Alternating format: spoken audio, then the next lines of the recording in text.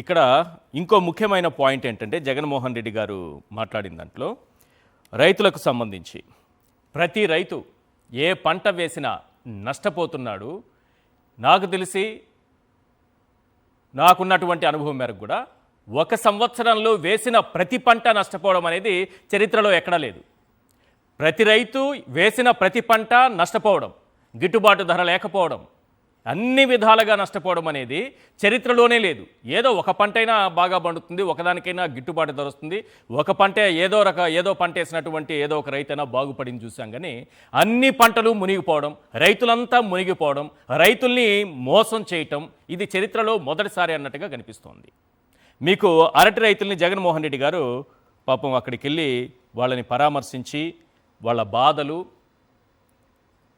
ఈ దేశం మొత్తం చూడాలని, తెలుగుదేశం ఎలాగూ చూడదు, అధికారంలో ఉన్న తెలుగుదేశం చూడదు, కనీసం దేశం మొత్తం చూడాలని హలో ఇండియా ఒక్కసారి ఇటు దృష్టి పెట్టండి అని ఆయన పిలుపునిచ్చినటువంటి పరిస్థితి కూడా కనిపిస్తోంది. ఒకవైపు మోందా తుఫాన్ వచ్చింది, 6,300 కోట్ల రూపాయల నష్టం జరిగిందని అంటున్నారు. ఈ రోజు వరకు రైతులకు నష్టపరిహారం ఎంత చెల్లిస్తారనే మాట ముఖ్యమంత్రి నోటి నుంచి ఈ రోజు వరకు రాలేదు. ఇది గ్రేట్, ఇది సార్ మన గొప్పదనం. ఈ రోజు వరకు చెప్పని ప్రభుత్వం మోందా తుఫాను వచ్చి వెళ్ళిన తరువాత రైతుకు నష్టపరిహారం ఎంత ఇస్తామో చెప్పలేదు ఈ రోజు వరకు. కేంద్రానికి నివేదిక పంపించారు, 900 కోట్లు అడుక్కోవడానికి లోకేష్ గారు ఢిల్లీకి వెళ్ళొచ్చారు, అంతే అయిపోయింది. గట్టిగా ఎవడైనా అడిగామనుకో, మీలాంటి వాళ్ళు నాలాంటి వాళ్ళు గట్టిగా అడిగితే ఏం చెప్తారో తెలుసా? మోందా తుఫాన్ని చంద్రబాబు నాయుడు గారు ఇలా తిప్పి అలా విసిరి కొట్టారు, అసలు ఈ రాష్ట్రానికి రాలేదు, పక్క రాష్ట్రంలోనూ సముద్రంలోనూ విసిరేసేసారు, ఇంక నష్టమేం జరిగింది అని అంటారు. కాబట్టి ఆ డబ్బులైనా ఎప్పుడు వస్తాయో, కేంద్రం ఎప్పుడు ఇస్తుందో వెయిట్ చేయడమే ఇప్పుడు మన ముందున్నటువంటి ఆప్షన్. ఇవి పక్కన పెడితే అత్యంత ప్రధానమైంది ఈ అరటి రైతుల కష్టాలు, దాని గురించి మాట్లాడుతూ జగన్మోహన్ రెడ్డి గారు ఏమన్నారనేది ఒకసారి స్క్రీన్ పై చూద్దాం.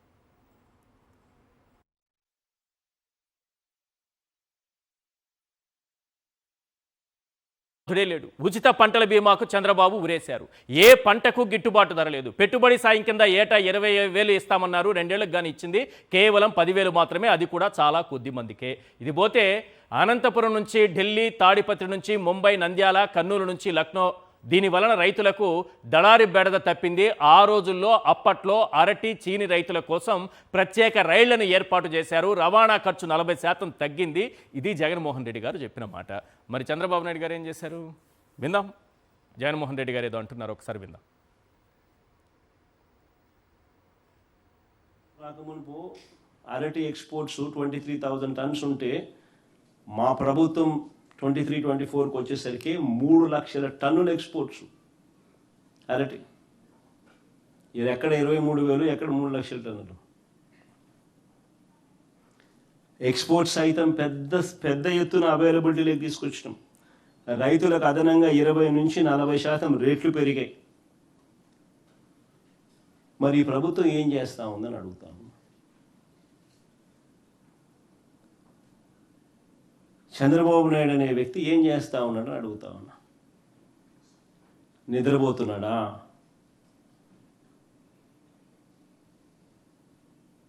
చంద్రబాబు నాయుడు గారిని గట్టిగా అడుగుతా ఉన్నా, నిన్ను ముఖ్యమంత్రిగా చేసింది ఎందుకు అని. గాడిదలు గాయడానికా నిన్ను ముఖ్యమంత్రిగా చేసింది అని అడుగుతా ఉన్నా. కాదు కదా, గాడిదలు కాయడానికి కాదు కదా, పట్టించుకోవాలి కదా రైతులను.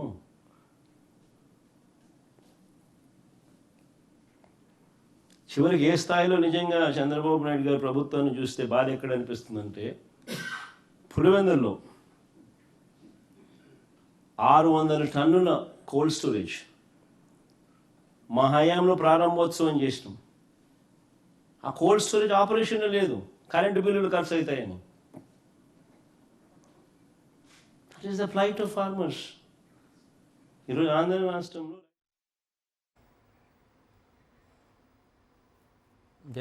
శివశంకర్ గారు ఏంటి చాలా ఘాటు పదజాలంతో క్వశ్చన్ చేసినట్టుగా కనిపిస్తోంది చంద్రబాబు నాయుడిని జగన్మోహన్ రెడ్డి గారు.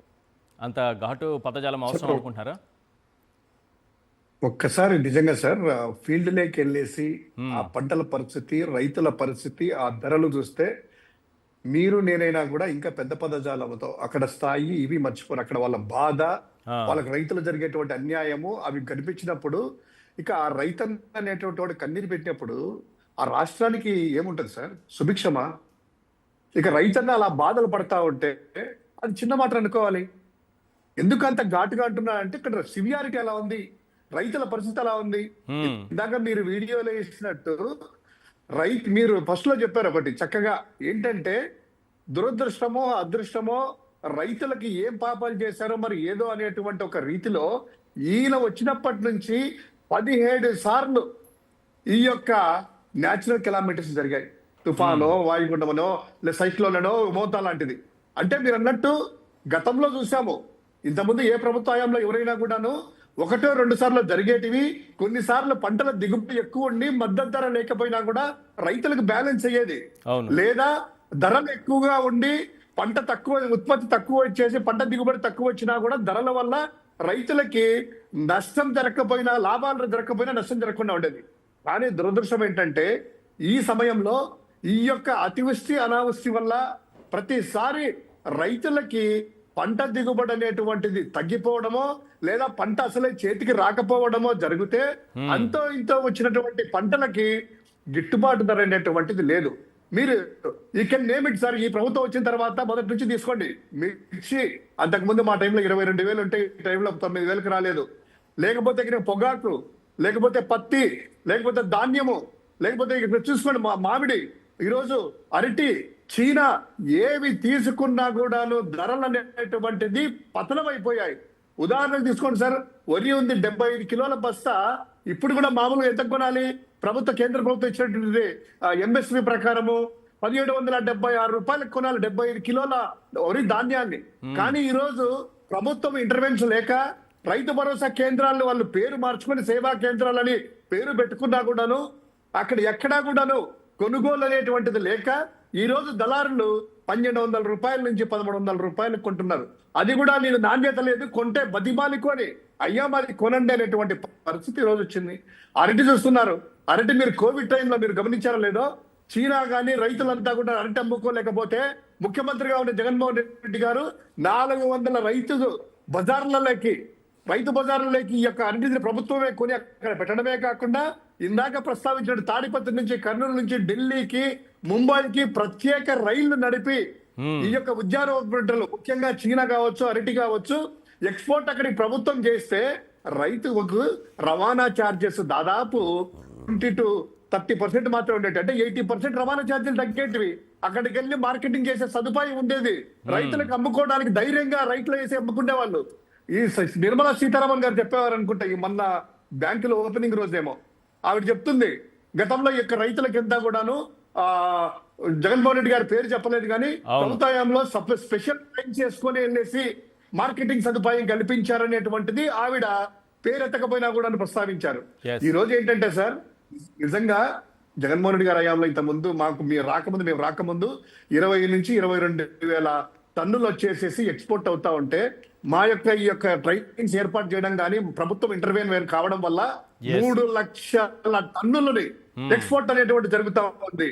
అదే కాకుండా ఎంత దుర్మార్గం సరేనా, పులివెందుల మీద కోపమా, జగన్మోహన్ రెడ్డి గారి మీద కోపమా ఈ ప్రభుత్వానికి? మేము పూర్తి చేసి కోల్డ్ స్టోరేజ్ 600 టన్నుల కోల్డ్ స్టోరేజ్, ప్రభుత్వ కోల్డ్ స్టోరేజ్ ఓపెన్ చేసేసి అన్ని సదుపాయాలు పెడితే ఈ రోజు పులివెందుల రైతులు బాగుపడతారనా, లేకపోతే కరెంటు బిల్లులు వచ్చేసి ఎందుకుల ప్రభుత్వానికి అలదరంగా బొక్కనే వీళ్ళకి దాన్ని మూసేశారు.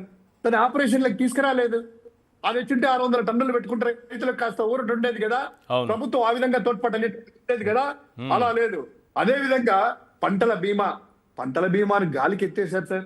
ప్రభుత్వం గతంలో వాళ్ళకి సంబంధం లేకుండా ఈ క్రాప్ చేసేసి కంప్లీట్ గా పంటల బీమా ప్రభుత్వమే చెల్లించేది. ఆ పంటల బీమా ఉన్నా కూడా ఈ రైతులు కొంచెం బాగుపడే వాళ్ళు. తర్వాత మీరు అన్నారు కదా, ఈ మోందా తుఫాను వల్ల రైతులకు న్యాయం జరుగుతుందా అని. మీరు గత డిబేట్ లో కూడా మీరు చెప్పారు. ఎన్యూమరేషన్ సార్, ఒక్కరోజు ఎన్యూమరేషన్ టైం ఇచ్చారు. ఎన్యూమరేషన్ కి అధికారులకి కృష్ణా ఎన్టీఆర్ జిల్లా కలెక్టర్ గారు నోట్ ఇచ్చేసి ఒక్కరోజు 30వ తారీఖు మధ్యాహ్నం ఇచ్చి 31వ తారీఖు సాయంత్రంలో పూర్తి చేసేసి పత్రాలన్నీ మాకు రావాలి, ఇచ్చిన వాటికే వస్తాయని ఏ ఒక్క అధికారి కూడాను పొలాల్లోకి వెళ్లకుండా టీడీపీ అధికారుల దగ్గర కూర్చొని వాళ్ళకే రాసుకొని ఇది అన్నారు. ఇంకోటి మళ్ళా ఒక మెలిక పెట్టారు, ఎవరైతే ఈ యొక్క ఎన్యూమరేషన్ చేయించుకొని వాళ్ళకి ఎలిజిబులో వాళ్ళకి ఇన్పుట్ సబ్సిడీ రాదు అనేటువంటిది ఇంకొక మెలిక పెట్టారు. బా ఎక్కడన్నా రైతుల మీద అలా చేశారా? ఎక్కడే మనం గమనించారా? ఎందుకు మరి జగన్మోహన్ రెడ్డి గారు చెప్పినట్టు వీళ్ళందరి మీద 420 కేసు ఎందుకు పెట్టద్దు సార్? ఎస్ ఇంత అన్యాయంగా రైతులకు చేస్తా ఉంటే ఆయన ఆవేదనతో మాట్లాడలేదు. పరిపాలన చేయమనేసి ఓట్లేసి ప్రజలు మోసం చేసావే, కనీసం రైతన్నలన్నా కూడా ఉండాలి కదా. అంత పెద్ద మాటలు చిన్న మాటలు అనకి ఏం చేస్తారు సార్? ఆవేదన అలా ఉంది. రైతాంగం చూస్తే పాపం వాళ్ళు చూస్తే మన పులివెందులకి వెళ్ళి తిరిగారు, అరటి తోట, అంతకుముందు మామిడి తోటలకు వెళ్ళారు, అంతమంది పొగాకు బోర్డుకి వెళ్ళారు, అంతకుముందు మిర్చి అడ్డుకి వెళ్ళారు. ఎక్కడికి వెళ్ళినా కూడా చూస్తే ఆ యొక్క అంతకుముందు ఈ మోందా తుఫాన్ లో రైతులకు వెళ్తే కనుక ఎంత ఎన్నుకొచ్చింది అంటే పొట్టకొచ్చినటువంటి గింజలంతా కూడా పడిపోయి రైతులకు ఉంటే ఎవరు రాలేదు సార్ మాకు ఎన్యూమరేషన్ చేయడానికి, ₹1 మాకు రాలేదు సార్, ఇన్సూరెన్స్ అన్నా చేయలేదు సార్, మేము ఇన్సూరెన్స్ డబ్బులు వచ్చేటివి, ఇన్పుట్ సబ్సిడీ రాదు అనేటువంటిది అల్లాడుతా ఉంటే ఈ రోజు ఈ పంట ఆ పంటగా సార్ దిగుబడి లేదు, మద్దతు ధర లేదు. ప్రభుత్వం ఏదో ఎలక్షన్ల ముందు మా టైంలో 3,000 కోట్ల రూపాయలు దానికి పెడితే మద్దతు ధర అనుకూలంగా ఉంటుందని చెప్పి గిట్టుబాటు ధరలకంతా కూడాను ఆ నిధి ఇది అది లేకుండా చేశారు. ₹1 కూడా ఈ యొక్క ఇంత ఘోరంగా పరిస్థితి రైతాంగం ఉంటే ఆ రాష్ట్రం బాగుపడుతుందా? రాష్ట్ర ప్రజలు సంక్షోభంగా ఎస్ శివశంకర్ గారు